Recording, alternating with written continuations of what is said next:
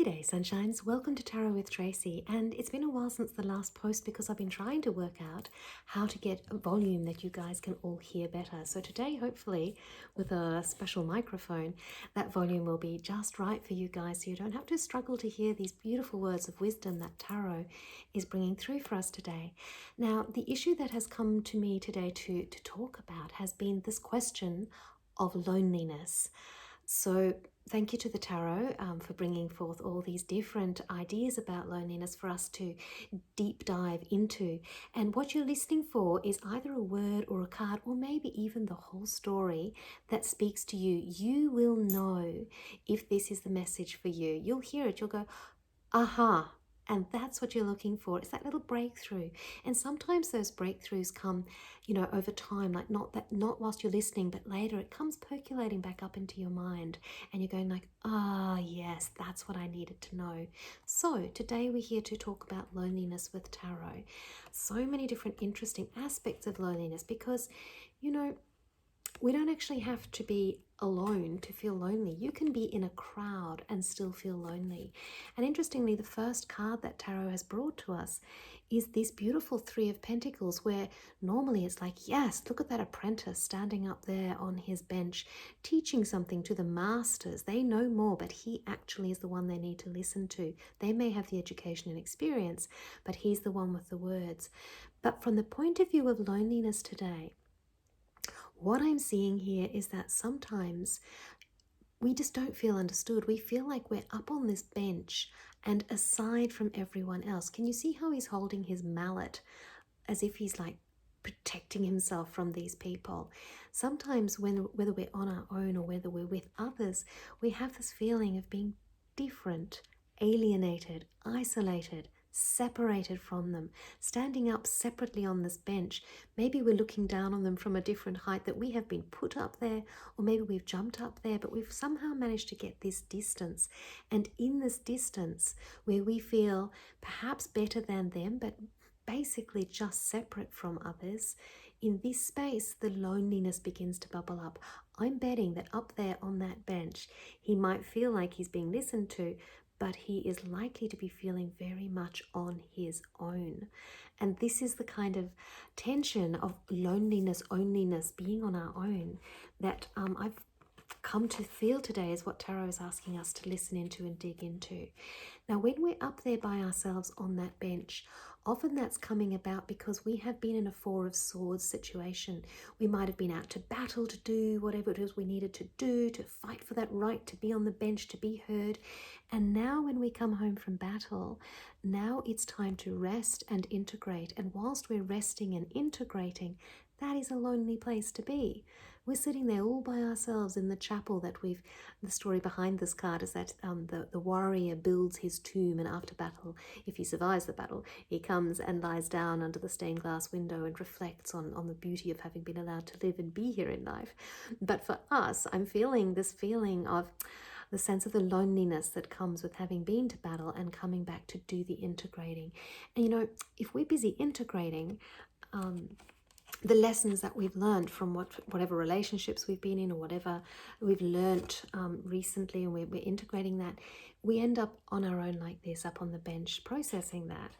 So we've got these two elements to start with in terms of loneliness. This feeling of being on our own on the bench and being on our own integrating what we've been learning. Either way, we're on our own.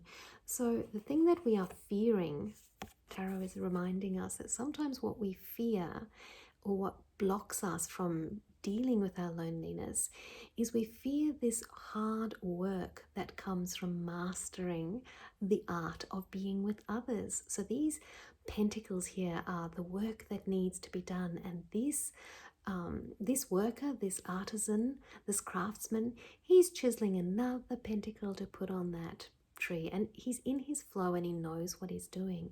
But in our reading today, we don't quite know what we're doing, and we're not quite sure how to put that pentacle on the tree, or whether there's even room for a pentacle on the tree. So this is a block for us. How do we find the flow of the relationship work that comes with either connecting with others so we don't feel lonely, or living without the connection with others and not feeling lonely, or not feeling burdened by the loneliness? Because of course there's a difference between feeling alone and feeling lonely. They are not the same thing. So we can be alone without being lonely. But either way, what's blocking us from feeling comfortable with our aloneness, or dealing with our loneliness, either way, is not being able to find our way to this masterful craftsman patiently, solidly working on the relational capacities. So if that's what's blocking us, how is Spirit suggesting that Spirit can help us with this? How can we get more competent, or how can we get more comfortable with relationships or with aloneness? And Spirit suggests that we step into this world energy. And there's a couple of things that come through for me for this. One is that you're not alone in this journey. We feel alone, like principally, we often feel very alone, even in the crowd there. That depends on perspective. You could see this person standing in the center of their world as being all by themselves, or you could step back a little moment and you could see that they are part of a group. They're in this beautiful wreath of success, celebration, and surrounded by other creatures who are there to honor, witness, and support her as she celebrates this being of her own self. So this is an interesting suggestion from Spirit and from Tarot, that we own this world energy in order to handle either being on our own in the center of that, or in the entire context. It's like when you look at one of those pictures, and if you look at it for long enough, it suddenly flicks and you can see that you're not alone. It's like when you're standing in a unit and you're all by yourself in the apartment complex, and you're thinking, wow, I am all by myself here. And you look out the window and you see all the other apartments, and bing, you pop up with a different perspective into the atmosphere, and you look down and you go, wow, so many people in these units, so many people passing by. You know, that beautiful song where all the people are looking at each other as they're passing by. Their smiles are saying hello. I'll have to look that up and put it in the footnotes, because it's yeah, what a wonderful world. There it is. What a wonderful world.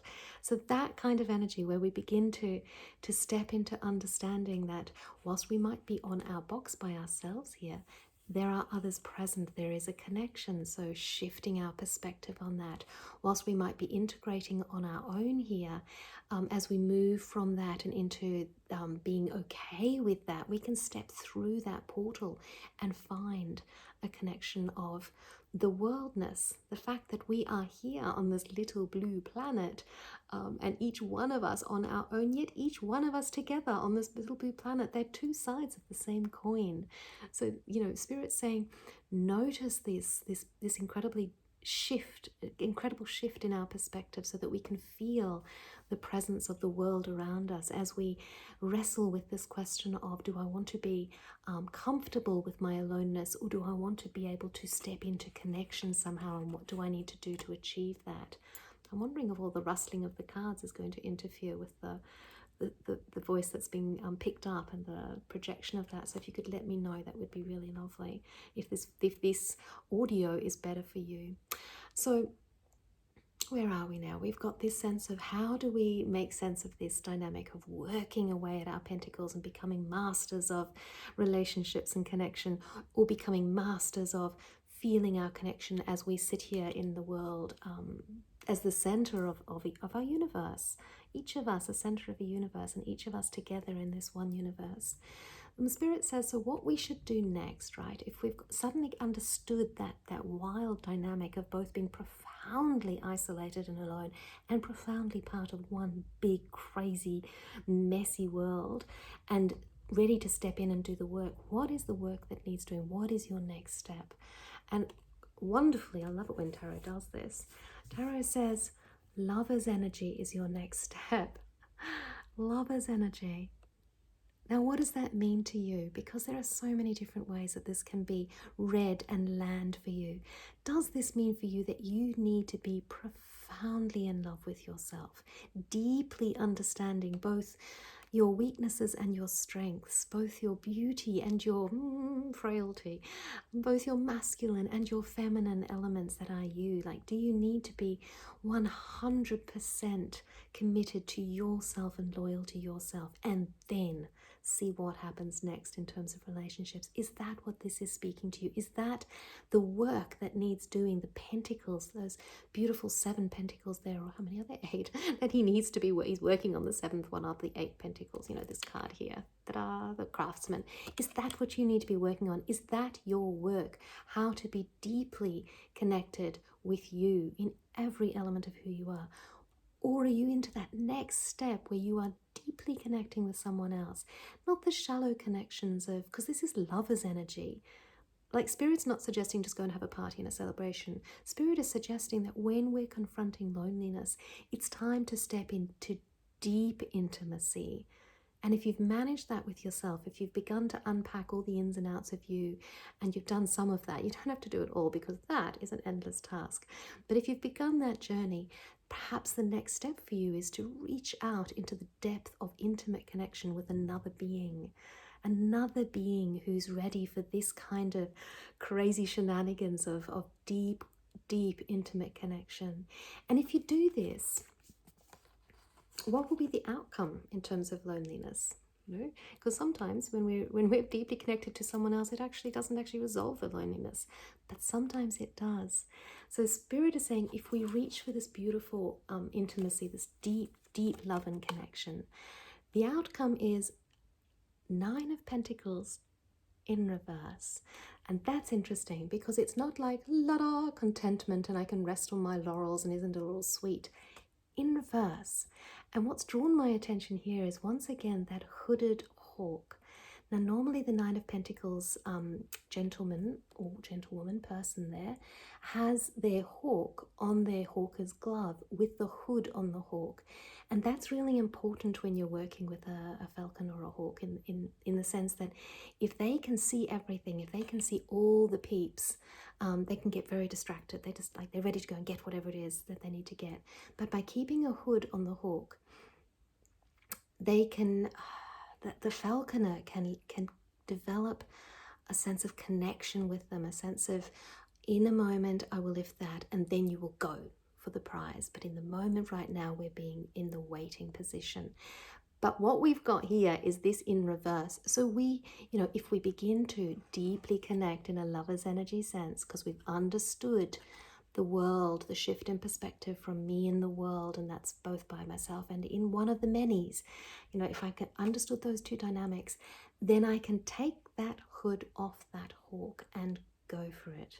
So it's not a resting on my laurels energy, it is an explosion of energy. Once the hood is off that hawk, he goes for it. He goes and does what that falconer has told him to do. So it's not a resting with my 9 of Pentacles, it's boom, and he's off to get that next pentacle, to do that next thing, to act, to actually make something happen. That's the energy that follows when we dive deep into an intimate connection. And that action could be just about anything. It could be, dating. It could be going out into a new adventure of some sort. It can be shifting into a new job of some sort. It's just this huge amount of unleashing of energy as you reach for the something more, because you are connected deeply with either with yourself or with the other person, depending on what's resonating for you. So this is the perspective on loneliness that we get when we've taken time to integrate. And then we're standing up by ourselves on a soapbox and teaching somebody else something. There is both the aloneness and the togetherness in this picture. When we've moved out of integration, then there is both an aloneness and a togetherness in this picture. We can be nervous of the work that's required as we move into reconnecting, or reconnecting with ourselves deeply or with someone else. It's like, that's a lot of work. I'm not sure I'm ready for that. Then we're back into integrating in loneliness. So that's our choice there. But when we're going like, okay, then, Spirit says, remember, you are part of a bigger picture here. Step into connection, deep, deep connection with yourself or with others.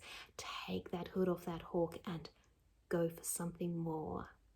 And that's the story of loneliness from tarot this evening. And I hope that some of it has landed for you, and that as you reach for this deeper connection in the beautiful world that we're in, that something lands for you that is amazing. Bright blessings.